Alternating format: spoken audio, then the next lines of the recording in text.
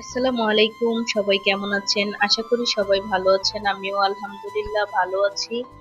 প্রতিদিনের মতো ছোট্ট একটা ভিডিও নিয়ে চলে আসলাম। আশা করি ভিডিওটা সবাই দেখবেন আর সবাইকে জানাই শুভ দুপুরের শুভেচ্ছা ও অভিনন্দন। আজকে আপনাদের সাথে একটা রেসিপি শেয়ার করব, সেটা হলো ঝরঝরা লাল সেমাই, সাথে থাকবে বিশেষভাবে নারিকেল। তো প্রথমে কড়াইটা একটু গরম করে নিলাম, নেওয়ার পরে কিন্তু হালকা একটু তেল দিয়ে দিছি, সাদা তেল। তেলটা গরম হওয়ার পরেই কিন্তু আমি এক বাটি নিয়েছিলাম সেমাই। তো সেমাইটাকে একটু মোচমোচে করে ভেজে নিয়েছি। ভেজে নেওয়ার পরে একটু হালকা হালকা লাল কালার আসাতে আমি দিয়ে দিলাম চিনি। চিনি দেওয়ার পরে লবণ দিলাম হালকা একটু। লবণ আর চিনি অ্যাড করার পরে আবার একটু ভালো করে অ্যাড করে নিব। অ্যাড করে নেওয়ার পরে দিয়ে দিব তেজপাতা আর এই যে এলাচি, দুই তিনটা, যেন একটু ফ্লেভার আসে। তো এখন আবার সবকিছু অ্যাড করার পরে আবার একটু অপেক্ষা করব ভালো করে ভেজে নেওয়ার জন্য। তো ভেজে নিতেছি আর আমার কিন্তু সেমাইটা আস্তে আস্তে লাল কালার হচ্ছে।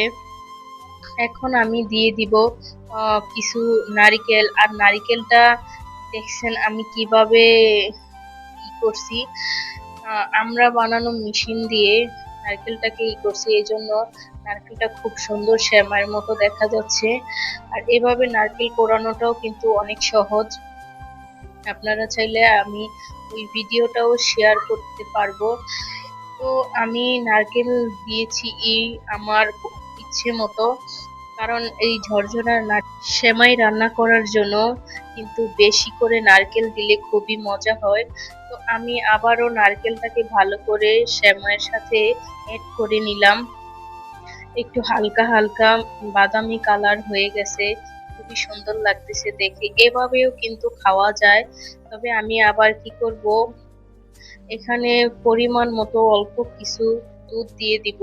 আর দুধটা কিন্তু আমি আগে একটু গরম করে নিয়েছি, তাই এখন দুধটা দিয়ে দিলাম। দুধ দেওয়ার পরেই কিন্তু সেমাইটা একদম গলে আহ, হয়ে যাবে। তো এই জন্য আমি বেশিক্ষণ আর এখানে রাখবো না, তাই ভালো করে আগে অ্যাড করে নেই, তারপরে বলতেছি। ভালো করে অ্যাড করে নেওয়ার পরে বলক আসা পর্যন্ত আমি ওয়েট করব।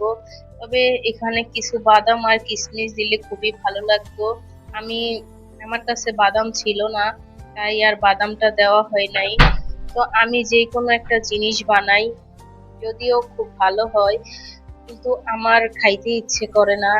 তবে ঘরের মানুষ খাইলে কিন্তু আমার কাছে খুবই ভালো লাগে। এটাই আমার হাজবেন্ড খেয়ে অনেক মজা পাইছে। তো এজন্য আমি আর বেশি খাই নাই, শুধু দেখলাম যে লবণ আর চিনি সবকিছু ঠিক হয়েছে কিনা। তো এখন দুধ কিন্তু একদম শুকিয়ে গেছে। আমি এখন এটাকে নামিয়ে ফেলবো। নামিয়ে একটু ঠান্ডা করব। ঠান্ডা করার জন্য এখন চুলাটাকে বন্ধ করে দিব। দেখেন আমার কিন্তু সেমাই একদম হয়ে গেছে। এখন ঠান্ডা হওয়ার জন্য কিছুক্ষণ রেখে দিছি।